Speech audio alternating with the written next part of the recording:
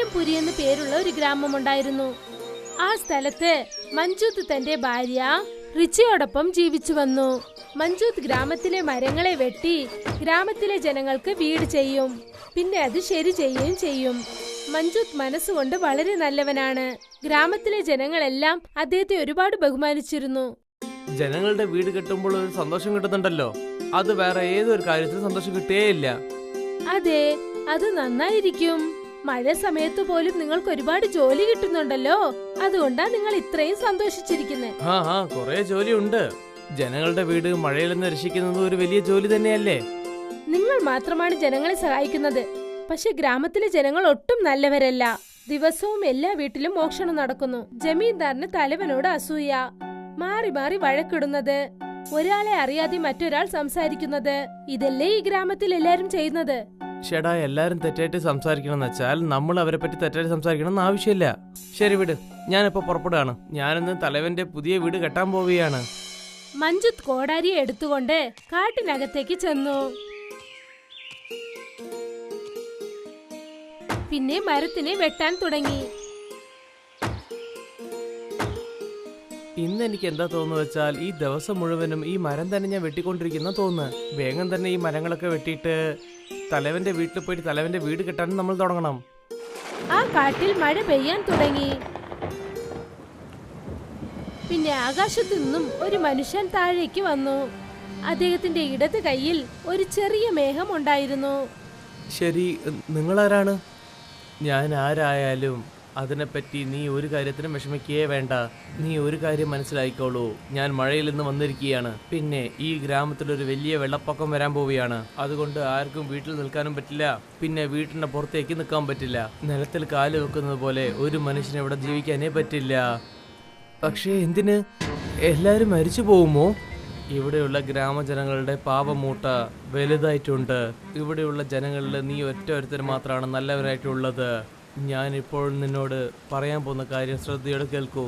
ഒരു വലിയ പടക് നീ തയ്യാറായിക്കോളൂ. ആ പടകിൻ്റെ ഉള്ളിൽ നിനക്ക് എത്ര മനുഷ്യന്മാർ കയറ്റാൻ പറ്റുമോ അത്ര പേര് നീ അതിൻ്റെ ഉള്ളിൽ കയറ്റാൻ നോക്കിക്കോളൂ.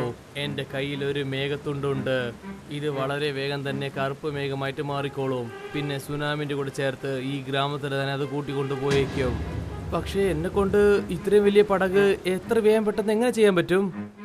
മഴ വഴി വന്നിട്ടുള്ള ആ മനുഷ്യൻ മഞ്ജുത്തിന്റെ കയ്യിൽ ഒരു വലിയ സ്വർണ്ണ കോടാരി നൽകി. ഇതിനെ നീ ഉപയോഗിച്ചാൽ ഒറ്റ വെട്ടുകൊണ്ട് നിനക്ക് മരം വെട്ടാൻ പറ്റും. ഈ ആയുധം തീർച്ചയായിട്ടും നിന്നെ കൊണ്ട് മാത്രമേ ഉപയോഗിക്കാൻ പറ്റുള്ളൂ. ഇത് നിന്റെ കൈ കൊണ്ട് എടുത്താൽ തന്നെ ഒരു വലിയ ബലശാലി പോലെ തന്നെ നിനക്ക് തോന്നും. അതിനുള്ള ശക്തിയും കിട്ടും. പോയിക്കോളൂ, ഞാൻ പറഞ്ഞ ആ ജോലി വളരെ വേഗം തന്നെ തുടങ്ങിക്കോളൂ.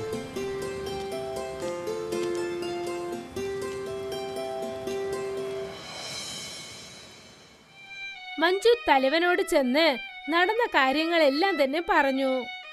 ഇതാണ് കാര്യം എന്ന് വെച്ചാൽ നീ വേഗം തന്നെ പടക് കെട്ടാൻ തുടങ്ങിക്കോളൂ. ഞാൻ ഗ്രാമത്തിലുള്ള എല്ലാവരടുത്തും ഇത് പറഞ്ഞിട്ട് വന്നേക്കാം. പിന്നെ അവർക്ക് ഈ വാർത്ത ഞാൻ പറഞ്ഞേക്കാം. പക്ഷേ മഴ ഒരു വിധത്തിലും നിൽക്കുന്നത് പോലെ തോന്നിയില്ല. മഞ്ജു കാട്ടിനകത്തേക്ക് ചെന്നു.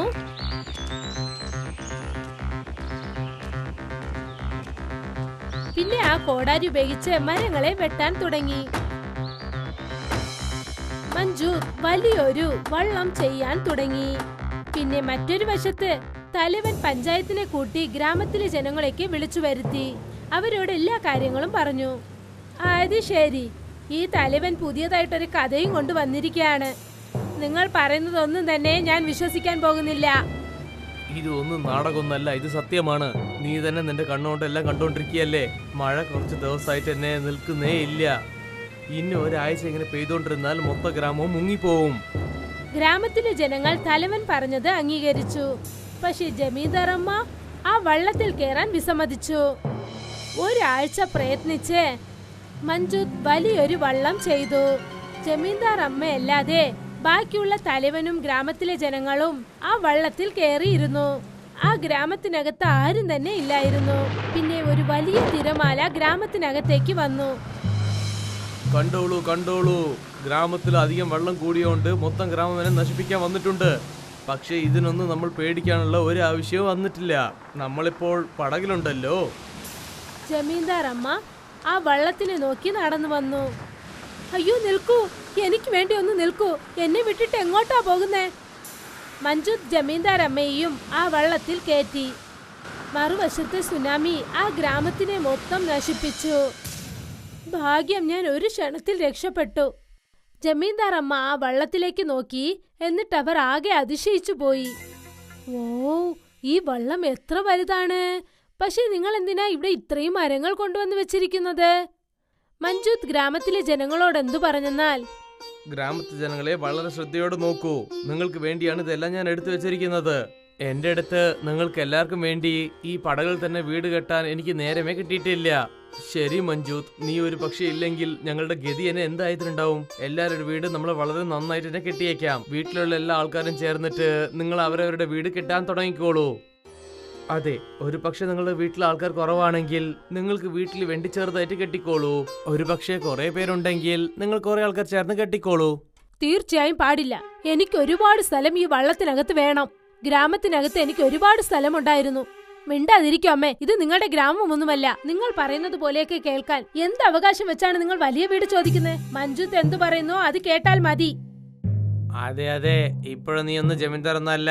നീ ഒരു സാധാരണ മനുഷ്യ പോലെ തന്നെയാണ്, ഞങ്ങളെ പോലെ തന്നെ. എല്ലാരും അവർക്കായി ഒരു വീട് കെട്ടാൻ തുടങ്ങി. പിന്നെ ജമീന്ദാർ അമ്മ അവർക്ക് അവരുടെ ദേഷ്യം കൺട്രോൾ ചെയ്യാനായില്ല. ഒരു കാലമുണ്ടായിരുന്നു, എന്റെ കയ്യിൽ അളവിനധികമായ സ്വത്തും പണവും ഒക്കെ ഉണ്ടായിരുന്നു. സ്ഥലത്തിന് യാതൊരു കുറവുമില്ലായിരുന്നു. പാടത്ത് കൃഷിയും വളരെ നന്നായിരുന്നു. എല്ലാരും എന്നെ ബഹുമാനിച്ചുമിരുന്നു. ഇതെല്ലാം തന്നെ ഒരു നിമിഷം കൊണ്ട് എന്റെ കയ്യിൽ നിന്നും പോയി. എല്ലാറ്റിനും കാരണം ഈ സുനാമിയാണ്. ഇപ്പോൾ എല്ലാരും ആ മഞ്ജുത്തിനെയും ആ തലവനെയുമാണ് ബഹുമാനിക്കുന്നത്. ഞാൻ ഇതിനെന്തെങ്കിലും ചെയ്തേ തീരൂ. അപ്പോഴാണ് ജമീന്ദാർ അമ്മയുടെ പഴയ ജോലിക്കാരനായ വീരു അവരുടെ അടുത്തേക്ക് വന്നത്. വാ വീരു, വാ. എന്തുപറ്റി? ഈ കപ്പലിൽ വന്നതിന് ശേഷം നീ എന്നെ വന്ന് നോക്കിയില്ലല്ലോ. ജോലിയൊന്നും ചെയ്യാൻ ഇഷ്ടമില്ലേ? ശരി പറ, ഈ മഞ്ജുത്തിന്റെ കോടാരി കഥ എന്താണെന്ന്. അതെ, മഞ്ജുത്തിനടുത്ത് ഒരു കോടാലിയുണ്ട്. അതുകൊണ്ട് അവന് ബലശാലിന്റെ ശക്തിയാണ് കിട്ടുന്നത്. അതുമാത്രമല്ലാതെ ഞാൻ മറ്റൊരു കാര്യം കണ്ടിട്ടുണ്ട്. അവൻ ആ കോടാലി മരങ്ങൾ വെട്ടുമ്പോൾ തന്നെ അപ്പൊ തന്നെ ആ മരങ്ങൾ വീണ്ടും വളരുന്നുണ്ട്. പിന്നെ പഴങ്ങളും തരുന്നുണ്ട്. പിന്നെ മുതലാളി അമ്മേ, ഞാൻ ജോലിനെ പറ്റി സംസാരിക്കുകയാണെങ്കിൽ ഇനി ഞാൻ നിങ്ങൾക്ക് എപ്പോഴും ഇനി ജോലി ചെയ്യാൻ പോകുന്നേ ഇല്ല. ഇങ്ങനെ പറഞ്ഞിട്ട് വീരു അവിടെ നിന്നും തിരിച്ചുപോയി. പിന്നെ മറ്റൊരു വശത്ത് തലവനും മഞ്ജുത്തും ആ കപ്പലിൽ എല്ലാവർക്കും സമമായ വീട് കെട്ടി നൽകി. ജമീന്ദാർ അമ്മയ്ക്കും ഒരു വീട് നൽകി. അത് ഒരാൾ താമസിക്കുന്ന അളവിൽ മാത്രമേ ഉണ്ടായിരുന്നുള്ളൂ. പറ്റില്ല, എനിക്കിവിടെ താമസിക്കാനാകില്ല. എന്റെ വീട് ഇതിനേക്കാളും വലിയ വീടാണ്. ഈ വീട്ടിൽ ഒരാൾക്കേ താമസിക്കാനാകൂ. ഇല്ല, എനിക്ക് എന്റേതെല്ലാം തിരിച്ചു കിട്ടണം. ഞാൻ ആ മഞ്ജുത്തിന്റെ കൈവശം നിന്ന് എല്ലാം പിടിച്ചെടുക്കും. മഞ്ജുത്തും തലവനും വള്ളത്തിലുണ്ടായിരുന്ന ബാക്കി മരങ്ങൾ വെട്ടുകയായിരുന്നു. അപ്പോഴാണ് ജമീന്ദാർ അമ്മ കയ്യിൽ ലഡു എടുത്തുകൊണ്ട് അവിടേക്ക് വന്നത്. തലവൻ സാറേ, പിന്നെ മഞ്ജുത്ത്, നിങ്ങൾക്ക് ഒരുപാട് നന്ദി. എന്നെയും ഈ ഗ്രാമത്തിലെ ജനങ്ങളെയും സഹായിച്ചതിന്, എനിക്ക് പുതിയ വീട് നൽകിയതിനും നന്ദി. ഇതാ പിടിക്കൂ, ഞാൻ നിങ്ങൾക്ക് വേണ്ടി നല്ല ലഡു കൊണ്ടുവന്നിരിക്കുകയാണ്. എടുത്തോളൂ, എടുത്ത് കഴിക്കൂ. അത്ഭുതം! ഇന്ന് ഈ പടക് ഗ്രാമത്തിൽ ഒരു പുതിയ ചന്ദ്രൻ ഉദിച്ചിട്ടുണ്ടല്ലോ. നിങ്ങളിങ്ങനെ കാണുമ്പോൾ വളരെ സന്തോഷമായിട്ടുണ്ട്. നിങ്ങൾക്ക് സന്തോഷമാണെങ്കിൽ എനിക്കും സന്തോഷമാണ്. തരൂ, ലഡു തന്നേക്ക്. തലവനും മഞ്ജുത്തും ആ ലഡു കഴിച്ചു കുറച്ചു സമയത്തിനകം തന്നെ അവർ തല കറങ്ങി വീണു. പിന്നെ അവർ നല്ല രീതിയിൽ ഉറങ്ങുകയായിരുന്നു. പിന്നെ ജമീന്ദാർ അമ്മ മഞ്ജുത്തിന്റെ കോടാരിയെ മോഷ്ടിച്ചു. അതെടുത്തുകൊണ്ട് അവർ തന്റെ വീട്ടിലേക്ക് വന്നു. ഇനിയല്ലേ ഉള്ളത് കാര്യം. ഞാൻ എന്റെ വീട് ഈ വള്ളത്തിൽ തന്നെ വലിയ വീടായി കെട്ടും. അതിനുശേഷം എന്റെ അധികാരമായിരിക്കും ഇവിടെ നടക്കുന്നത്. ഗ്രാമത്തിലെ ജനങ്ങൾ വീണ്ടും എന്നെ ബഹുമാനിക്കാൻ തുടങ്ങും. പിന്നെ ഞാൻ പറയുന്ന ജോലി എല്ലാം ചെയ്യും. ജമീന്ദാർ അമ്മ ആ കോടാരി കയ്യിലെടുത്തു. ഈ കോടാരി വലിയ ശക്തിയുള്ളതാണെന്ന് തോന്നുന്നു. ഇത് കയ്യിലെടുത്തപ്പോൾ തന്നെ എനിക്ക് വല്ലാത്ത ബലം തോന്നുന്നുണ്ടല്ലോ. ഇനിയാണുള്ളത്. ഈ കോടാരിയുടെ ശക്തി ഉപയോഗിച്ച് ഞാൻ മറ്റുള്ളവരുടെ വീടും കവർന്നെടുക്കും. ജമീന്ദാർ അമ്മ തൊട്ടടുത്തുണ്ടായിരുന്ന വീടൊക്കെ പൊട്ടിച്ചു കളഞ്ഞു. എന്നിട്ട് ആ വീട്ടിലുള്ള മരവും എടുത്ത് തനിക്കായി ഒരു പുതിയ വീട് കെട്ടാൻ തുടങ്ങി. മറ്റൊരു വശത്ത് തലവനും മഞ്ജുത്തും കണ്ണു തുറന്നു നോക്കിയപ്പോൾ ആ ഗ്രാമത്തിന്റെ അവസ്ഥ ആകെ മാറിയിരുന്നു. ആ കപ്പലിൽ ജമീന്ദാർ അമ്മയുടെ കൊട്ടാരം ഉണ്ടായിരുന്നു. തലവനും മഞ്ജുത്തും ജമീന്ദാർ അമ്മയെ ചെന്ന് കണ്ടു. ജമീന്ദാർ അമ്മേ, നിങ്ങൾ എന്താണ് ചെയ്തുകൊണ്ടിരിക്കുന്നത്? നിങ്ങളുടെ നേരെ നിങ്ങളായിട്ട് നിങ്ങൾ ഉപയോഗിക്കുകയാണോ? ഇപ്പോഴിത് നിങ്ങളുടെ സ്വാർത്ഥതയ്ക്ക് വേണ്ടി നിങ്ങൾ ഉപയോഗിച്ചുകൊണ്ടിരിക്കുകയാണ്. എന്റെ കോടാലി നിങ്ങൾ എന്റെ അടുത്ത് നിന്ന് മോഷ്ടിച്ചു. അത് എന്റെ കോടാലിയാണ്. അത് മര്യാദയ്ക്ക് എന്റെ അടുത്ത് തിരിച്ചു തരണം. പറ്റില്ല. മഴയിൽ കൂടി വന്ന മനുഷ്യനാണ് ഈ കോടാരി എനിക്ക് നൽകിയത്. പിന്നെ അദ്ദേഹം പറഞ്ഞു, ഇത് ഞാൻ എന്റെ ഇഷ്ടത്തിന് ഉപയോഗിച്ചു കൊള്ളാമെന്നും എന്നോട് പറഞ്ഞു. ഞാൻ ഈ ഗ്രാമത്തിൽ ഒരു കാലത്ത് എങ്ങനെയാണോ ജീവിച്ചത്, അതെല്ലാം തന്നെ ഈ കപ്പലിലും എനിക്ക് വേണം. മാറി നിൽക്കൂ, എനിക്ക് ഒരുപാട് ജോലിയുണ്ട്, എനിക്ക് പോകണം. ജമീന്ദാർ അമ്മ ആ സ്ഥലത്തു നിന്നും പോയി. കള്ളമാണ്. ഈ ജമീന്ദാർ അമ്മ പറയുന്ന എല്ലാ കാര്യം കള്ളമാണ്. അത് എന്റെ കോടാലി തന്നെയാണ്. എനിക്ക് മറയാൻ ജോത്. പിന്നെ എനിക്ക് വിശ്വാസവും ഉണ്ട്. ആര് നിനക്ക് ഈ കോടാലി തന്നിട്ടുണ്ടോ അവരെല്ലാം ഇത് കണ്ടുകൊണ്ടിരിക്കുകയായിരിക്കും. പിന്നെ അവര് തന്നെ ഈ ജമീന്ദാർ അമ്മയ്ക്ക് അവർ ചെയ്തിരിക്കുന്ന തെറ്റിന് ശിക്ഷയും കിട്ടും. അപ്പോഴാണ് ആകാശത്ത് മിന്നൽ വരാൻ തുടങ്ങിയത്. മേഘങ്ങളൊക്കെ കറുത്ത നിറത്തിൽ മാറി. പിന്നെ മഴയിൽ കൂടി വന്ന ആ മനുഷ്യൻ വീണ്ടും തന്റെ കയ്യിൽ മേഘങ്ങളോടെ അവിടെ പ്രത്യക്ഷപ്പെട്ടു. എനിക്ക് നന്നായിട്ട് എന്നെ ഓർമ്മയുണ്ട്. ഞാൻ ഈ കോടാലി വന്നിട്ട് മഞ്ജുത്തിനാണ് തന്നിരിക്കുന്നത്. പക്ഷെ ഇപ്പൊ ഇത് എനിക്ക് ഒരു പേരാശ പിടിച്ചവരുടെ കയ്യിൽ എന്തിനാ ഉള്ളത്? നിന്റെ ഗ്രാമം തന്നെ കഷ്ടപ്പെട്ടുകൊണ്ടിരിക്കുകയാണ്. എന്നാലും നീ ഒരു കാര്യം മനസ്സിലാവുന്നില്ലല്ലേ? പോയിക്കോ. നിന്റെ വലിയ വയലും ആ വീടും നിനക്ക് വീണ്ടും തന്നെ വേണം. നീ പോയിക്കോളൂ. ഇപ്പൊ ഞാനും നോക്കുകയാണ്. നിനക്ക് സ്വന്തമുള്ള എല്ലാ കാര്യവും എടുത്തിട്ട് നീയും എന്ത് ചെയ്യാൻ പോവുകയാണ്? പക്ഷെ എന്റെ വീടും സ്ഥലവും ഗ്രാമത്തിലാണുള്ളത്. ഇപ്പോൾ ആ ഗ്രാമം മൊത്തം വെള്ളത്തിൽ നിറഞ്ഞിരിക്കുകയാണ്. ജമീന്ദാർ അമ്മയുടെ കയ്യിലുണ്ടായിരുന്ന ആ കോടാരി മാഞ്ഞുപോയി. പിന്നെ അവരെ ആ മഴയിൽ നിന്നും വന്ന മനുഷ്യൻ കപ്പലിൽ നിന്നും പുറത്തേക്ക് അയച്ചു. അടുത്ത ദിവസം രാവിലെ മഞ്ജുത്തിന്റെ വീട്ടിൽ ആ കോടാരി ഉണ്ടായിരുന്നു. തലവനും മഞ്ജുത്തും വീണ്ടും ആ ഗ്രാമത്തിലെ എല്ലാവരുടെ വീടും ഒരേപോലെ കെട്ടി. പിന്നെ എല്ലാരും വീണ്ടും സന്തോഷത്തോടെ ആ വള്ളത്തിലെ ഗ്രാമത്തിൽ ജീവിച്ചു വന്നു. കമലിപ്പൂർ എന്ന് പേരുള്ള ഒരു ഗ്രാമമുണ്ടായിരുന്നു. കമലിപ്പൂർ ഗ്രാമത്തിലെ ജനങ്ങൾ വളരെ സന്തോഷത്തോടെ ഓരോ നിമിഷവും സന്തോഷത്തോടെ കഴിഞ്ഞുകൂടി. അവരുടെ ആ ഗ്രാമത്തിൽ ഏതൊരു വസ്തുവിനും ഒരു കുറവും ഉണ്ടായിരുന്നില്ല. കുറെ കാലങ്ങളായിട്ട് ഗ്രാമത്തിൽ ഒരു പരിപാടി നടന്നിട്ടില്ല. നമ്മൾ എന്തെങ്കിലും ചെയ്തേ പറ്റുള്ളൂ. അങ്ങനെ എന്ത് ചെയ്യാൻ പറ്റൂ? എന്നാലല്ലേ റോണക്കിനെ വിളിക്കാൻ പറ്റുള്ളൂ. അങ്ങോട്ട് നോക്ക്, അവിടെ റോണക് ചേട്ടൻ വന്നിട്ടുണ്ട്. അദ്ദേഹം ചെറുപ്പത്തില് നഗരത്തിലേക്ക് ഓടിയതാണ്. ഇപ്പോൾ വലിയ ആളായിന്നാ തോന്നുന്നത്. വാ, അവിടെ പോയി നോക്കാം. അദ്ദേഹം എന്തിനാ വന്നത് ഗ്രാമത്തിലേക്ക്? രണ്ടുപേരും ചേർന്ന് റോണക്കിന്റെ അടുത്തേക്ക് ചെന്നു. പിന്നെ അദ്ദേഹത്തെ വളരെ മോശമായ ഒരു അവസ്ഥയിൽ അവർ കണ്ടു. അദ്ദേഹത്തിന്റെ കയ്യിൽ തുണിമൂട്ട കെട്ടിവെച്ചിരുന്നു. പിന്നെ അദ്ദേഹത്തിന്റെ കൂടെ അദ്ദേഹത്തിന്റെ ഭാര്യ 2 കുട്ടികളും ഉണ്ടായിരുന്നു.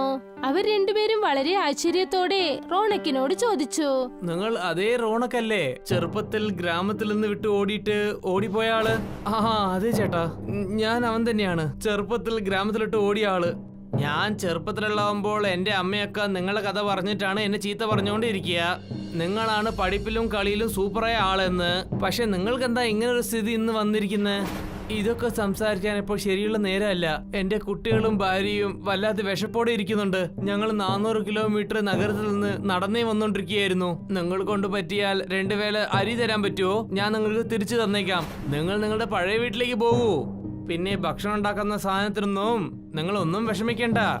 നമ്മളെ പഞ്ചായത്ത് മുതലാളിയോട് ചോദിച്ചിട്ട് ഞാൻ എല്ലാം നിങ്ങളുടെ വീട്ടിലേക്ക് കൊണ്ടുവരാം. നിങ്ങൾക്ക് വളരെ വളരെ നന്ദിയുണ്ട് ചേട്ടാ. റോണക്ക് അവരോട് സംസാരിച്ചിട്ട് തന്റെ പഴയ വീട്ടിലേക്ക് പോയപ്പോൾ അത് ആകപ്പാടെ മോശമായിരുന്നു. അവരവിടേക്ക് പോയി. ചേട്ടാ, നമ്മൾ നഗരത്തിൽ നിന്നും എന്തിനാ ഓടി വന്നതെന്ന് നിങ്ങൾ എന്തുകൊണ്ടാ അവരോട് പറയാഞ്ഞേ? പിന്നെ ഈ ഗ്രാമത്തിലെ ജനങ്ങൾ എത്ര ദിവസം എന്ന് വെച്ചാൽ നമ്മളെ സഹായിക്കുക? നമ്മൾ നമുക്ക് വേണ്ടി എന്തെങ്കിലും ചെയ്തല്ലേ പറ്റൂ. ഞാൻ അവരുടെ അടുത്ത് എന്ത് പറയാനാ? അത് വന്ന് നഗരത്തിൽ കുറെ കടങ്ങളായി, അതുകൊണ്ട് ഇവിടെ ഓടി വന്നതാണെന്ന്. അങ്ങനെ പറഞ്ഞാൽ നമുക്ക് 2 നേരം കിട്ടുന്ന അരി പോലും കിട്ടില്ല. നിങ്ങൾ പറയുന്നത് ശരിയാണ്. ആരോട് നിങ്ങൾ ഒന്നും പറയാതിരിക്കുന്നതാണ് ശരി. അടുത്ത ദിവസം റോണക്ക് എന്ത് ചെയ്തെന്നാൽ ആ ഗ്രാമത്തലവനെ ചെന്ന് കണ്ടു. അദ്ദേഹത്തിന്റെ എല്ലാ കാര്യങ്ങളും അദ്ദേഹത്തോട് പറഞ്ഞു. നീ നഗരത്തിലേക്ക് പോകുന്ന കാര്യം വിഷമിക്കേണ്ട. അതാ നീ ഇവിടെ വന്നില്ലേ, ഇവിടെ തന്നെ നിന്റെ കച്ചവടം തുടങ്ങിക്കോളൂ. കണ്ടില്ലേ, ഗ്രാമത്തിൽ ജനങ്ങൾ സന്തോഷത്തോടെ ഉണ്ട്. ശുദ്ധമായ കാറ്റ്, ഇവിടെയുള്ള പച്ചക്കറികളൊക്കെ കഴിച്ചിട്ട് സന്തോഷമായിട്ട് ജീവിക്കൂ. നിന്റെ ഭാര്യയ്ക്കും നിന്റെ കുട്ടികൾക്കും നീ കഷ്ടം കൊടുക്കാൻ പാടില്ല. നിങ്ങൾ പറഞ്ഞത് ശരിയാണ് മുതലാളി. നിങ്ങൾ പറഞ്ഞതുപോലെ തന്നെ ചെയ്യാം. നഗരത്തിലും ഞാൻ പാനിപൂരി ചെയ്തിട്ടാണ് വ്യാപാരം ചെയ്തുകൊണ്ടിരുന്നത്. പാനിപൂരിയോ? അങ്ങനെ വെച്ചാൽ എന്താ? ഈ പേര് ഞാൻ ആദ്യമായിട്ടാണ് കേൾക്കുന്നത്. ഞാൻ ഗോൾഗപ്പനെ പറ്റിയാണ് പറയുന്നത്. എന്റെ ഭാര്യ രേണുക ഗോൾഗപ്പ വളരെ നന്നായിട്ട് ചെയ്യും. പിന്നെ ഞാൻ നഗര തെരുവിലൊക്കെ റിക്ഷ ഓട്ടിക്കൊണ്ടിരിക്കുകയായിരുന്നു. ഇപ്പൊ റിക്ഷയ്ക്ക് എന്താ ആവശ്യം? എന്നാ നീ ഒരു കാര്യം ചെയ്, ഇവിടെ തന്നെ നീ പാനിപൂരി വിൽക്കാൻ തുടങ്ങിക്കോ. അതുകൊണ്ട് നിനക്ക് കുറച്ച് വരുമാനം വരാൻ തുടങ്ങും. പിന്നെ ഗ്രാമത്തിലുള്ള ജനങ്ങൾക്ക് ഗോൽഗപ്പ കഴിക്കാനും പറ്റും. എന്താ ശരിയല്ലേ? അതിനുശേഷം കുറച്ചു ദിവസത്തിനകം തന്നെ റോണക്കും അദ്ദേഹത്തിന്റെ ഭാര്യയും ചേർന്ന് പാനിപൂരി വിൽക്കുന്ന ഒരു കട ആരംഭിച്ചു. കുറച്ച് നമുക്ക് സ്ഥലം ഉണ്ടായിരുന്നു, അത് കുറച്ച് വാടകയ്ക്കും വിട്ട് ഈ ജോലി നമ്മൾ തുടങ്ങി. ഇനി ദൈവമാണ് നമ്മൾ രക്ഷിക്കേണ്ടത്. റോണക് പാനിപൂരി വണ്ടിക്കട അപ്പോഴാണ് തുറന്നത്. ഉടനെ ആ കടയ്ക്ക് ഓട്ടോക്കാരൻ സച്ചിൻ വന്നു. അവൻ എന്തു പറഞ്ഞെന്നാൽ, റോണക് ചേട്ടാ, കട തുറന്നോ നിങ്ങൾ? പക്ഷേ നിങ്ങളുടെ മുഖത്തിലൊരു സന്തോഷം പോലെ കാണുന്നില്ലല്ലോ. എന്ത് പറയാനാ, കട തുറന്നിട്ട് മുഴുസായിട്ട് 1 മണിക്കൂറായി, പക്ഷെ ആരും ഇവിടെ വന്നില്ലല്ലോ. ഈ പാനിപ്പൂരി എത്രയ്ക്കാ തരുന്നത്? ഒരു പ്ലേറ്റില് 5 എണ്ണം ഉണ്ടാവും, 10 രൂപയ്ക്കാണ്. അങ്ങനെയാണോ? എന്നാ എനിക്കൊരു പ്ലേറ്റ് തരൂ. റോണക് സച്ചിന് പാനിപൂരി കഴിക്കാൻ നൽകി. 2 പാനിപൂരി അദ്ദേഹം കഴിച്ചതിന് ശേഷം സച്ചിൻ എന്തു പറഞ്ഞെന്നാൽ, ഇത് അമൃതം പോലെ ഉണ്ടല്ലോ. ഈ ജനങ്ങൾക്ക് അറിവേ ഇല്ല, ആരും വന്ന് നിങ്ങളടുത്ത് കഴിക്കുന്നില്ലല്ലോ. ഞാൻ റിക്ഷയിൽ പോയി ചുറ്റി ഈ കാര്യങ്ങളൊക്കെ പറഞ്ഞിട്ട് വരാം. നിങ്ങൾക്ക് നല്ല മനസ്സുണ്ട്, അതുകൊണ്ടാണ് നിങ്ങൾ ഇങ്ങനെ ചെയ്യുന്നത്. ഇങ്ങനെ കുറെ ദിവസങ്ങൾ കടന്നുപോയി. റാണക് രേണുകയുടെ തള്ളുവണ്ടിക്കടിയിൽ കച്ചവടം നടക്കാൻ തുടങ്ങി. അപ്പോഴാണ് ഗ്രാമത്തലവൻ വന്ന് അവരെ നോക്കിയത്. എന്നിട്ട് അദ്ദേഹം പറഞ്ഞു, നിനക്ക് ഒരു കാര്യം അറിയോ റോണക്? നിന്നെ ഞാൻ എന്തിനാ വീട്ടിലേക്ക് വരാൻ പറഞ്ഞത്? എന്തിനാ മുതലാളി? ഞാൻ അതന്നെ ആലോചിക്കുന്നത്. നിന്റെ പാനിപ്പൂരി വല്ലാതെ ഫേമസ് ആയിട്ടുണ്ട്, അതുകൊണ്ട് നീയും എനിക്ക് കുറെ പാനിപ്പൂരി ചെയ്തതാ. പിന്നെ അതൊക്കെ അടുത്തുള്ള ഗ്രാമത്തിൽ നമ്മൾ വിറ്റിട്ട് പിന്നെ അവിടെയുള്ള ജനങ്ങൾക്കും കൊടുത്തിട്ട് എന്റെ കൂടെ വരുന്ന വലിയ ആൾക്കാർക്ക് ഇത് പറഞ്ഞും കൊടുക്കാം. നിങ്ങൾ ഞങ്ങളുടെ കുടുംബത്തിന് വളരെ നല്ലതാണ് ചെയ്തു തരുന്നത്. അതും ഞാൻ നഗരത്തിൽ നിന്ന് കഷ്ടപ്പെട്ട് വന്നതിന് ശേഷം ഇത് വേണ്ടി നിങ്ങൾക്ക് തീർച്ചയായും ചെയ്തു തരാം. പക്ഷെ നമുക്ക് പണം എവിടെ നിന്നാ വരുന്നത് ചേട്ടാ? നമ്മൾ ഇത്ര പാനിപൂരി എങ്ങനെ ചെയ്യാൻ സാധിക്കും? നമ്മൾ ചെയ്തേ പറ്റുള്ളൂ. ഞാൻ അദ്ദേഹത്തിന് വാക്ക് കൊടുത്തിട്ടുണ്ട്. നമ്മൾ നമ്മളുടെ ആ ചെറിയ സ്ഥലം വിറ്റേ പറ്റുള്ളൂ. ആ സ്ഥലം നമ്മൾ മുൻപേ തന്നെ പണയം വെച്ചില്ലേ ചേട്ടാ? എന്തെങ്കിലും ഒരു വഴി കിട്ടും, നീ വിഷമിക്കണ്ട. റൗണക് അദ്ദേഹത്തിന്റെ കൈവശമുണ്ടായിരുന്ന സ്ഥലം വിറ്റു. പിന്നീട് ഒരുപാട് പാനിപൂരികൾ ചെയ്ത് അദ്ദേഹം തയ്യാറാക്കി. എന്നിട്ട് തലവനോട് എന്തു പറഞ്ഞെന്നാൽ, വരും മുതലാളി, ഞാൻ എല്ലാ പാനിപൂരിയും ഉണ്ടാക്കിയിട്ട് നിങ്ങളുടെ വീട്ടിൽ വെച്ചിട്ടുണ്ട്. പിന്നെ എന്റെ പണം. എന്താ പണമൊക്കെ ചോദിക്കുന്നത്? ഞാൻ എപ്പോഴാ നിനക്ക് പണം തരാന്ന് പറഞ്ഞത്? മുതലാളി, നിങ്ങൾ തമാശ പറയല്ലേ? ഞാൻ എന്റെ ബാക്കിയുള്ള ചെറിയ സ്ഥലം വിറ്റിട്ടാണ് വന്നിരിക്കുന്നത്. അതുകൊണ്ടാണ് ഞാൻ നിങ്ങളടുത്ത് പണം ചോദിക്കുന്നത്. നിനക്ക് കുറച്ചെങ്കിലും വിവരമുണ്ടോ? ഞാൻ നിനക്ക് 1 റുപ്യ പണം പോലും തരില്ല. ഇവിടുന്ന് പോയിക്കോളണം. ഇത് പറഞ്ഞതും തന്നെ തലവന്റെ അടിയാളുകൾ 2 പേരെത്തി. എന്നിട്ട് റോണക്കിനെ റോട്ടിന്റെ അരികിലായി തള്ളിവിട്ടു. അവർ ചെയ്തത് വളരെ അന്യായമാണ്. ഇനി നമ്മൾ ആഹാരത്തിന് എന്തു ചെയ്യുമെന്ന് അറിയില്ല. നമ്മളിങ്ങനെ വിശപ്പും പട്ടിണിയും കാരണം മരിക്കേണ്ടി വരും. ഈ ഗ്രാമത്തിലുള്ളവർ എന്റെ മനസ്സിനെ വേദനിപ്പിച്ചു. റോണക്കിനും തലവനും ഉണ്ടായിരുന്ന പ്രശ്നം ഗ്രാമം മൊത്തം അറിഞ്ഞതുകൊണ്ട് ആരും റോണക്കിന്റെ അടുത്തു നിന്നും പാനിപൂരി വാങ്ങാൻ വന്നില്ല. അപ്പോഴാണ് സച്ചിൻ വന്ന് റോണക്കിനോട് പറഞ്ഞത്, ഞാനൊരു മുഖ്യ കാരണമായിട്ട് നഗരത്തിലേക്ക് പോവുകയാണ്. എന്റെ റിക്ഷ നിങ്ങളെ വീടിന്റെ പുറത്തേക്ക് വെച്ചേക്കാം. നിങ്ങൾക്ക് മാത്രമേ ഈ ഗ്രാമത്തിൽ റിക്ഷ എങ്ങനെ ഓട്ടിക്കണമെന്ന് അറിയുള്ളൂ. നിങ്ങൾക്ക് സമ്മതമാണെങ്കിൽ ഞാനിത് ഓട്ടിച്ചോട്ടെ. ധാരാളമായിട്ട്. ഞാൻ അടുത്ത മാസം വരുള്ളൂ. അതുവരെ നിങ്ങളിത് സവാരി ഓട്ടിച്ചോളൂ. നിങ്ങളും കുറച്ച് പണം സമ്പാദിക്കും. പിന്നെ അടുത്തുള്ള ഗ്രാമജനങ്ങളും നിങ്ങളെ പറ്റി അറിയാനും അറിയാം. സച്ചിന്റെ ഓട്ടോ കിട്ടിയതും തന്നെ റോണക്കിന് ഒരുപാട് സന്തോഷമായി. അപ്പോൾ രേണുക റോണക്കിന് ഒരു ആലോചന പറഞ്ഞു. ചേട്ടാ, നമുക്ക് ഈ ഓട്ടോയിൽ പാനിപൂരി എടുത്തുകൊണ്ട് പോയി ഗ്രാമമായിട്ട് വിൽക്കാം. നമുക്കത് കാരണം ഒരുപാട് ലാഭം കിട്ടും. ഞാനും ഇത് തന്നെയാണ് ആലോചിക്കുന്നത്.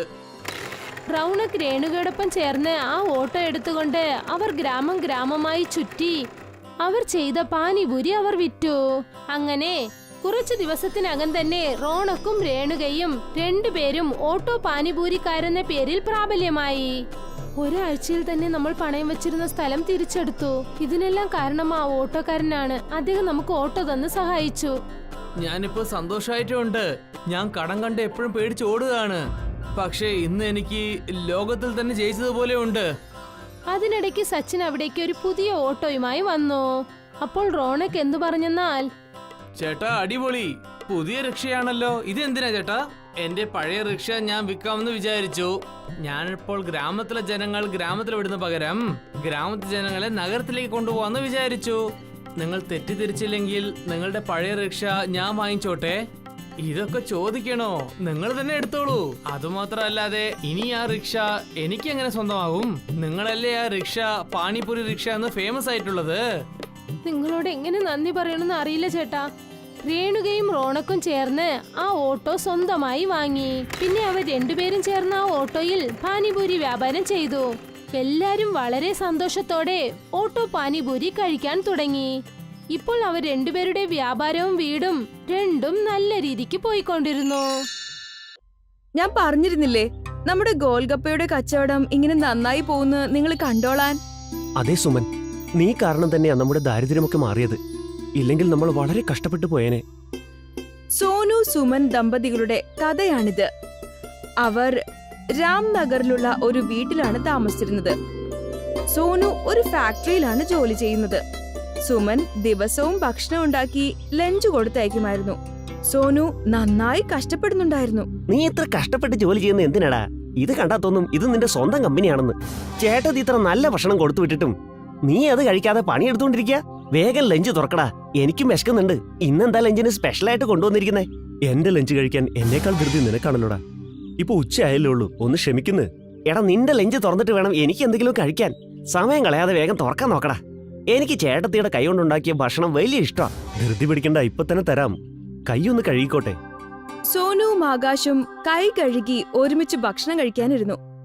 എല്ലാ ദിവസവും അവർ ഒരുമിച്ചാണ് ഭക്ഷണം കഴിക്കാറ്. ഭക്ഷണം കഴിഞ്ഞ ശേഷം അവർ വീണ്ടും ജോലി ചെയ്യാൻ തുടങ്ങി. വൈകുന്നേരം ജോലി കഴിഞ്ഞ് അവർ സംസാരിക്കുകയായിരുന്നു. എടാ സോനു, ഇന്നത്തെ ദിവസം എങ്ങനെയുണ്ടായിരുന്നു? ഇന്നത്തെ ദിവസം പ്രത്യേകിച്ചൊന്നും ഉണ്ടായില്ലല്ലോ, സാധാരണ പോലെ തന്നെയല്ലേ. എടാ പ്രത്യേകത എന്താന്ന് ഞാൻ നിനക്ക് പറഞ്ഞുതരാം. എന്താ നീ എന്താ ആകെ പരിഭ്രമിച്ചിരിക്കുന്നേ? എടാ മോനെ, ലഞ്ച് കഴിഞ്ഞിട്ട് ഞാൻ ബോസിന്റെ ക്യാബിന്റെ അടുത്തേക്ക് പോയതാ. അപ്പോഴാ ഞാൻ കേട്ടത്. അപ്പൊ നീ എന്താ കേട്ടത്? തീർച്ചയായിട്ടും ബോസ് നിന്നെ കുറ്റം പറയുന്നുണ്ടാകും. അതായിരിക്കും നീ ഇത്ര പരിഭ്രമിക്കുന്നേ. അതൊക്കെ സാധാരണയല്ലടാ. പക്ഷെ ഞാൻ ബോസ് പറയുന്നത് വ്യക്തമായിട്ട് കേട്ടതാ. ഈ കമ്പനി നഷ്ടത്തിലാണെന്ന്. അതുകൊണ്ട് ഫാക്ടറിയിലുള്ള ജോലിക്കാരെയെല്ലാം പിരിച്ചുവിടാൻ പോവുകയാണെന്ന്. നാളെ മുതൽ പിരിച്ചുവിടൽ തുടങ്ങാൻ പോവാത്രേ. എന്താ നീ പറയുന്നേ? അങ്ങനെയാണെങ്കിൽ നാളെ മുതൽ നമ്മൾ എന്തു ചെയ്യും? അങ്ങനെയൊന്നും സംഭവിക്കില്ലടോ. നമ്മുടെ കുടുംബം കഴിയുന്നത് ഈ ഫാക്ടറി കാരണമല്ലേ. ഇതല്ലാതെ വേറൊരു ജോലിയും നമുക്കറിയില്ല. ജോലി പഠിച്ചത് മുതൽ ചെയ്യുന്നത് ഈ ഫാക്ടറിയിലെ ജോലിയാ. അതെ, ഇതാലോചിച്ച് ഞാനും ആകെ വിഷമിച്ചിരിക്കുക. ഇനിയിപ്പോ നമ്മൾ എന്ത് ചെയ്യാനാ? ആകാശും സോനുവും വല്ലാത്ത വിഷമത്തിൽ എന്ത് ചെയ്യുമെന്ന് ആലോചിച്ച് വരികയായിരുന്നു. അവർ ആകാശിന്റെ വീട്ടിലെത്തിയപ്പോ ഒരു നിമിഷം കാത്തിരിക്കാൻ പറഞ്ഞു. അവിടേക്ക് ആകാശിന്റെ ഭാര്യ പൂജയും വന്നു. പൂജ, നീ എന്തിനാ ഇങ്ങോട്ട് വന്നത്? നിങ്ങൾക്ക് എവിടെ വരാമെങ്കിൽ എനിക്കും വരാം. സുമ ചേച്ചി വിളിച്ചപ്പോ ഞാനും വന്നു. ഗോൽഗപ്പ ഉണ്ടാക്കിക്കൊണ്ടിരിക്കുക ചേച്ചി, നമുക്കത് കഴിക്കാം. എന്തായാലും നന്നായി നിങ്ങളും വന്നല്ലോ. രണ്ടാൾക്കും ഞാൻ ഗോൽഗപ്പ എടുത്തിട്ട് വരാം. പൂജയും സുമനും ചേർന്ന് ആകാശിനും സോനുവിനും ഗോൽഗപ്പ കൊണ്ടുവന്നു. സുമൻ വളരെ മനോഹരമായ ഗോൽഗപ്പയാണ് ഉണ്ടാക്കിയിരുന്നത്. അവൾ ഉണ്ടാക്കിയത് ആകാശിനും സോനുവിനും വളരെയധികം ഇഷ്ടപ്പെട്ടു. സോനു ആണെങ്കിൽ ഇതുവരെ ഗോൽഗപ്പ ഉണ്ടാക്കാൻ സമ്മതിക്കില്ലായിരുന്നു. എന്റെ ചേട്ടത്തി, ഭക്ഷണം നിങ്ങൾ സൂപ്പറായിട്ട് ഉണ്ടാക്കും. ഗോൾഗപ്പയാണെങ്കിൽ അതിനേക്കാൾ അടിപൊളിയായിട്ടുണ്ട്. ഈ ഗോൾഗപ്പയിൽ നിങ്ങൾ എന്ത് മാന്ത്രിക പണിയാ ചെയ്യുന്നേ? എത്ര കഴിച്ചാലും മതി വരുന്നേ ഇല്ല. ഇവൻ പറയുന്ന സത്യം തന്നെയാ. ശരിക്കും നിന്റെ കയ്യിൽ എന്തോ മായാജാലം ഉണ്ട്. അത് മാത്രമല്ല, ഒരു തവണ കഴിച്ചാൽ വയറ് നിറയുന്ന തരത്തിലുള്ള വലിയ ഗോൽഗപ്പയല്ലേ നീ ഉണ്ടാക്കുന്നത്. നിന്റെ ഗോൽഗപ്പ കഴിച്ചാ ഞാൻ പിന്നെ എല്ലാ പ്രശ്നങ്ങളും മറന്നുപോകും. പ്രശ്നങ്ങളോ? എന്ത് പ്രശ്നങ്ങൾ? നിങ്ങൾ ഇത് എന്തിനെ പറ്റിയാ ഈ പറഞ്ഞുകൊണ്ടിരിക്കുന്നത്? എല്ലാം ഓക്കെ അല്ലേ? എന്റെ സോനു, എന്തിനാടാ ചേട്ടത്തിയെ ടെൻഷനാക്കുന്നത്? ഒന്നും മിണ്ടാതിരിക്കി. ഇല്ല, എനിക്കും അറിയണം നിങ്ങൾക്ക് രണ്ടാൾക്കും എന്താ ഇത്ര ടെൻഷൻ. ഇന്ന് നിങ്ങൾ രണ്ടാളും ഒന്നും മിണ്ടാതിരിക്കുന്നത് എന്തുകൊണ്ടാണെന്ന് പറയേ. ആകാശിനും സോനുവിനും തന്റെ ഭാര്യമാരോട് ഒന്നും പറയാൻ ആഗ്രഹമില്ലാഞ്ഞിട്ട് കൂടി ഫാക്ടറിയിലെ അവസ്ഥയെക്കുറിച്ച് എല്ലാ കാര്യങ്ങളും അവരോട് വിവരിച്ചു കൊടുത്തു. അതോടുകൂടി അവരുടെ ഭാര്യമാരും ശരിക്കും ടെൻഷൻ അടിക്കാൻ തുടങ്ങി. എന്നാൽ കുറച്ചു ദിവസത്തിന് ശേഷം ശരിക്കും ആ ഫാക്ടറി അടച്ചുപൂട്ടി. ഇനി നമ്മൾ എന്ത് ചെയ്യും? നിങ്ങളുടെ ജോലിയും പോയി, നമ്മുടെ കയ്യിലുള്ള റേഷൻ സാധനങ്ങളും തീരാനായി. ഞാൻ ജോലിക്ക് വേണ്ടി ശ്രമിക്കുന്നുണ്ട്. പക്ഷെ എന്ത് ചെയ്യാനാ? ജോലി എന്തെങ്കിലും കിട്ടിയിട്ട് വേണ്ടേ? വേറെ ജോലിയൊന്നും കിട്ടിയില്ലെങ്കിൽ വീട്ടിലെ കാര്യങ്ങളൊക്കെ എങ്ങനെ നടക്കും? സുമൻ, നന്നായി വിശക്കുന്നുണ്ട്. എന്തെങ്കിലും കഴിക്കാൻ എടുക്ക്. കഴിക്കാനായിട്ട് ഇവിടെ ഒന്നുമില്ല. പിന്നെ 4 ഗോൽഗപ്പ ബാക്കിയുണ്ട്. അതിന്റെ കുറച്ച് വെള്ളം ഇരിപ്പുണ്ട്. എന്നാ പിന്നെ അതെടുത്തോ. രണ്ടെണ്ണം നിനക്കും കഴിക്കാം, രണ്ടെണ്ണം എനിക്കും കഴിക്കാം. നാളത്തെ കാര്യം നാളെ ആലോചിക്കാം. അവർ രണ്ടുപേരും ഒരുമിച്ചിരുന്ന് ആ ഗോൽഗപ്പ കഴിച്ചു. പിറ്റേന്നത്തേക്ക് ഇനി എന്തു ചെയ്യുമെന്ന് ആലോചിച്ചുകൊണ്ടിരിക്കുകയായിരുന്നു. പെട്ടെന്ന് സുമൻ ചാടി എഴുന്നേറ്റു. എന്തുപറ്റി? എന്താ കഴിക്കുന്നതിനിടയിൽ എഴുന്നേറ്റ് നിൽക്കുന്നേ? ഞാനൊരു കാര്യം പറഞ്ഞാ നിങ്ങൾ എന്നെ വഴക്ക് പറയോ? എന്ത് കാര്യം? എനിക്കൊരു ഐഡിയ തോന്നുവാണ്. ഞാൻ നന്നായി ഗോൽഗപ്പ ഉണ്ടാക്കുമല്ലോ. എങ്കി പിന്നെ നമുക്കതുണ്ടാക്കി ചന്തയിൽ കൊണ്ടുപോയി വിറ്റാലെന്താ?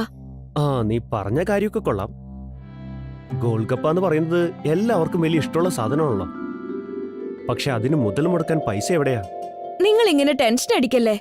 എനിക്ക് ഉണ്ടാക്കി തന്ന ആഭരണങ്ങൾ കൊണ്ട് എന്തെങ്കിലും ഒരു ഉപകാരം ഉണ്ടാവണ്ടേ? ഇല്ലില്ല, നിന്റെ ആഭരണങ്ങളൊന്നും വിൽക്കാൻ പറ്റില്ല. ബുദ്ധിമുട്ടുണ്ടാവുമ്പോ വിൽക്കാനല്ലേ ഇതൊക്കെ. വിശക്കുമ്പോ ഭക്ഷണം തന്നെ വേണ്ടേ, അല്ലാതെ ആഭരണം നമുക്ക് എന്ത് ചെയ്യാനാ? സുമനും സോനുവും ആഭരണം വിറ്റ് ഗോൽഗപ്പ ഉണ്ടാക്കാനുള്ള സാധനങ്ങൾ വാങ്ങിച്ചു. സുമൻ തന്റെ അടുക്കളയിൽ തനിയെ ഗോൽഗപ്പ ഉണ്ടാക്കാൻ തുടങ്ങി. സുമനും സോനുവും ചേർന്ന് അതെല്ലാം ചന്തയിൽ കൊണ്ടുപോയി വിൽക്കുന്നതിനുള്ള കാര്യങ്ങൾ റെഡിയാക്കി. ഗോൽഗപ്പേ ഗോൽഗപ്പേ, എരിവും മധുരവുമുള്ള ഗോൽഗപ്പേ. ഗോൽഗപ്പേ ഗോൽഗപ്പേ, എരിവും മധുരവുമുള്ള ഗോൽഗപ്പേ.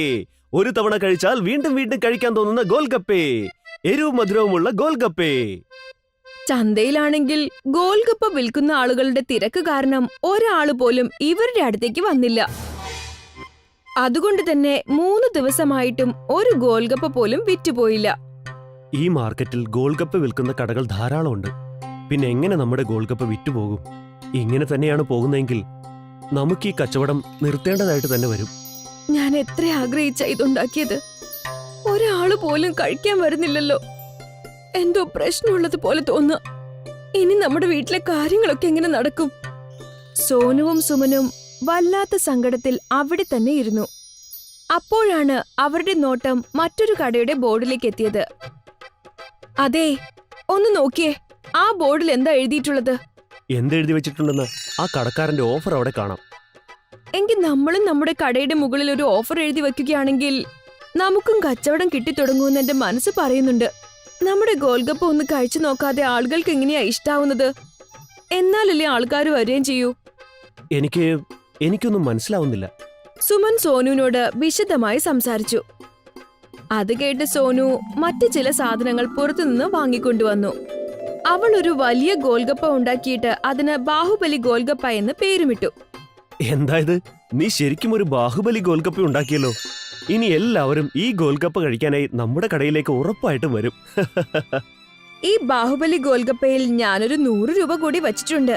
നമ്മുടെ കടയിൽ നിന്നും ഈ ബാഹുബലി ഗോൽഗപ്പ കഴിക്കുന്നവർക്ക് 100 രൂപ സമ്മാനമായി കിട്ടും. ഇവരുടെ ഈ ഓഫർ വളരെ പെട്ടെന്ന് തന്നെ മാർക്കറ്റിലുള്ള എല്ലാവരും ശ്രദ്ധിക്കാൻ തുടങ്ങി. അതുകൊണ്ട് തന്നെ ബാഹുബലി ഗോൽഗപ്പ കാണാൻ പോലും വലിയ തിരക്കുണ്ടായി. നിങ്ങൾ എല്ലാവരും കേട്ടോളൂ.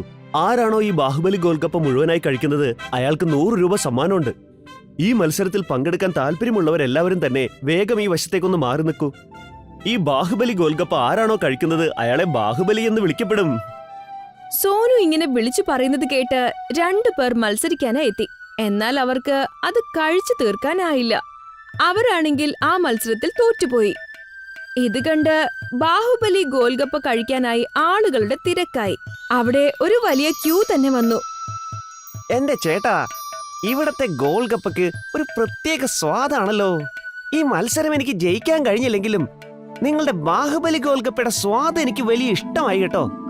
എന്റെ ചേട്ടാ, ഈ സിമ്പിൾ ഗോൾഗപ്പ കഴിച്ചു കഴിച്ച് ഞങ്ങൾ ബോറടിച്ചിരിക്കുകയായിരുന്നു. അപ്പോഴാണ് നിങ്ങളുടെ ഈ ബാഹുബലി ഗോൽഗപ്പ വരുന്നത്. ഇത് കാണുന്നതേ മനുഷ്യന്റെ വായിൽ വെള്ളം ഊറി തുടങ്ങും. എന്റെ ചേട്ടാ, ഒന്ന് കഴിച്ചു നോക്കുന്നേ. ഈ ചന്തയിൽ ബാഹുബലി ഗോൽഗപ്പ വേറെ ഇല്ല. ഒരു തവണ കഴിച്ചു കഴിഞ്ഞാൽ പിന്നെ നിങ്ങൾ തീർച്ചയായും രണ്ടാമതും വാങ്ങി കഴിക്കും. എന്താ ചേട്ടാ പറയുന്നേ? ഈ ബാഹുബലി ഗോൽഗപ്പ അത്ര നല്ലതാണോ? ഞാൻ പറയുന്നത് വിശ്വാസം ആവുന്നില്ലെങ്കിൽ പിന്നെ നിങ്ങൾ തന്നെ കഴിച്ചു നോക്കുന്നേ. ജയിച്ചു കഴിഞ്ഞാൽ 100 രൂപയാ സമ്മാനം കിട്ടുന്നേ. അവിടെയുള്ള എല്ലാവരും തമ്മിൽ തമ്മിൽ ബാഹുബലി ഗോൽഗപ്പയെ കുറിച്ച് സംസാരിക്കാൻ തുടങ്ങി. ചന്തയിലുള്ള എല്ലാവരും ഈ ഗോൽഗപ്പ കഴിക്കാനായി വരാൻ തുടങ്ങി. അങ്ങനെ അവരുടെ ഈ ഷോപ്പ് ബാഹുബലി ഗോൽഗപ്പ ഷോപ്പ് എന്ന് അറിയപ്പെടാനും തുടങ്ങി. ഈ ചന്തയിൽ ഒരു നദ്ദി ഫൈൽമാൻ എന്നു പേരുള്ള ആളുണ്ടായിരുന്നു. അയാൾ എല്ലാ ഗോൽഗപ്പ ഷോപ്പിൽ പോയിട്ട് ഫ്രീ ആയി കഴിക്കുമായിരുന്നു. അയാൾ സോനുവിന്റെ കടയിൽ നിന്നും അങ്ങനെ കഴിക്കാനായി വന്നു. ഓഹോ, ചന്തയിൽ പുതിയൊരു കട തുടങ്ങിയിരിക്കുന്നു അല്ലേ?